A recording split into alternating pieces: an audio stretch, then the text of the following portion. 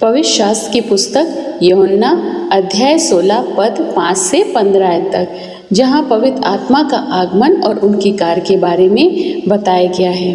यीशु अपने चेलों को अपने जाने और पवित्र आत्मा आने के विषय में समझाते हैं।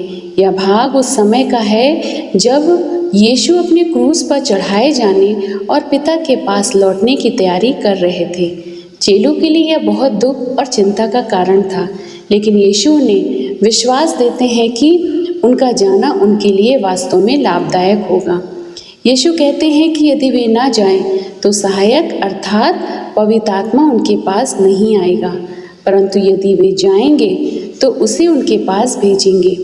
इसका अर्थ ये नहीं है कि यीशु अपने लोगों को अकेला छोड़ रहे थे। इसके विपरीत पवित्र आत्मा के द्वारा परमेश्वर की उपस्थिति विश्वासियों के साथ एक नए और विशेष रूप में रहने वाली थी। यीशु बताते हैं कि पवित्र आत्मा संसार को पाप, धार्मिकता और न्याय के विषय में दोषी ठहराएगा।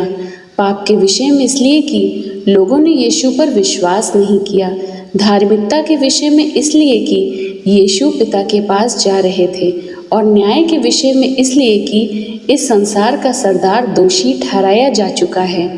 इससे हमें पता चलता है कि पवित्र आत्मा मनुष्यों के हृदय को जगाता है और उसे सत्य को पहचानने तथा परमेश्वर की ओर लौटने के लिए प्रेरित करता है। पवित्र आत्मा अपनी ओर से कुछ नहीं कहता, बल्कि जो कुछ वह सुनेगा वही बताएगा और आने वाली बातों का समाचार देगा। उसका उद्देश्य स्वयं की महिमा करना नहीं, बल्कि यीशु की महिमा करना है। इस भाग से हमें ये महत्वपूर्ण शिक्षा मिलती है कि मसीह जीवन केवल अपनी बुद्धि और सामर्थ पर निर्भर रहने का जीवन नहीं है। पवित्र आत्मा हमें सत्य समझाता है, पाप के प्रति सचेत करता है, सही मार्ग दिखाता है और यीशु की ओर हमारा ध्यान केंद्रित करता है।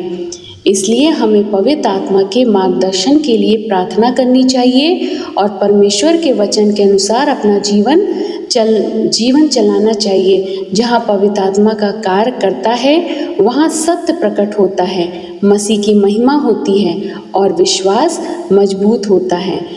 इस वचन से अब परमेश्वर आप सभी को बहुतायत से आशीष और बरकत देवे। इस वचन को ज़्यादा से ज़्यादा लोगों के साथ शेयर कीजिए, क्योंकि परमेश्वर का वचन कहता है खुद ही बचना नहीं, औरों को भी हमें बचाना है।